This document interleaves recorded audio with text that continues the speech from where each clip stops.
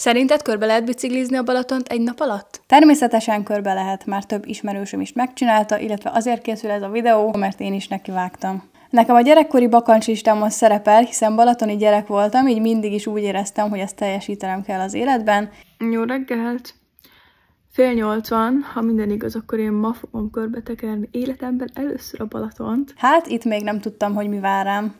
Gyakorlatilag meg meglátjuk, hogy mi lesz, mert hogy tegnap egész nap dolgoztam, de hogy a Budapest Parkban rohangáltam, 10-kor lett vége a koncertnek, éjfélre értem haza, de hogy így 11-től már ott voltam, meg előtte másfél órán keresztül rohangáltam a cuccokért, így a városban, és nagyon fárasztó napom volt, úgyhogy emiatt nagyon kíváncsi vagyok, hogy fog sikerülni ez a mai nap, de hát az biztos, hogy elindulunk. Nagyjából 10 perccel miután felvettem ezt a videót, vettem észre, hogy lyukas a kerekem, úgyhogy azon kívül, hogy az volt a terv, hogy a tegnapi koncerthez bérelt kameracuccokat visszaviszem, miközben kitekerek a délihez. A napom átalakult azzá, hogy külön el kellett mennem a rentálba, itt szerencsére teljesen szétáztam, mert leszakadt az ég, majd hazaértem, kerestem egy szervizt, kiderült, hogy szombaton nem nagyon vannak nyitva szervizek, de találtam egyet egészen közel. Majd elmentem szervizbe, ott feltették a kérdést, hogy mégis mi ez a 8-as a hátsó kerekemben, akkor mondtam nekik, hogy hát akkor megvan, hogy mire csent el, amikor rávágottam a biciklire múltkor, amikor elestem.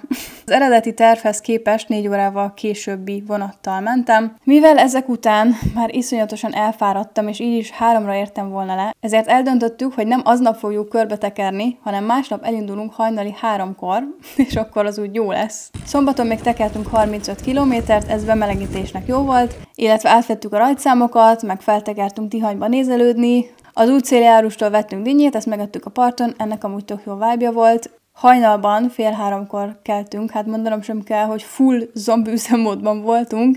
Nagyon korán van, és egyelőre nem tudom, hogy fogjuk tudni teljesíteni ezt a kört, mert fáradt vagyok nagyon most.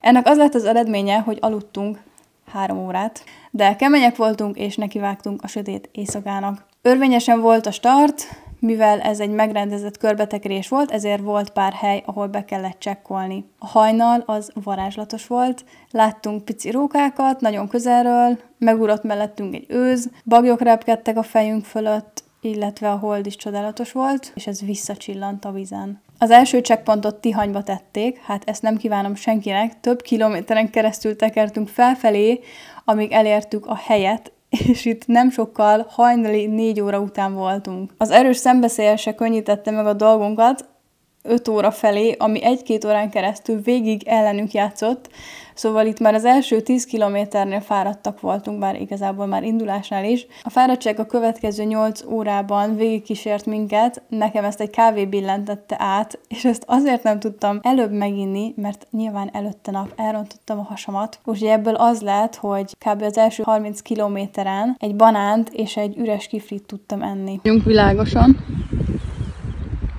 Onnan indultunk. Onnan. Itt ezt már megkerültük.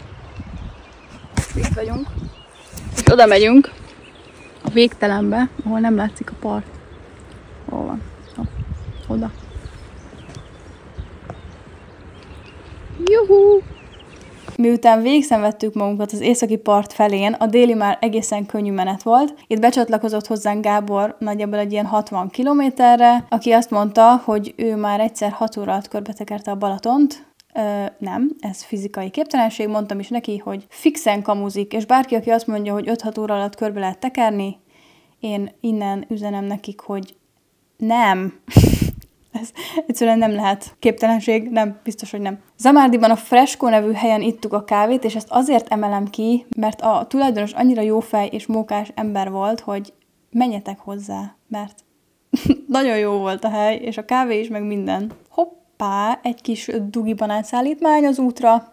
Végig suhantunk a déli parton, itt már egészen jó állapotba kerültünk, de azért eléggé hullámzott az energiaszintünk a 3 óra alvás miatt. Na de itt jött a neheze.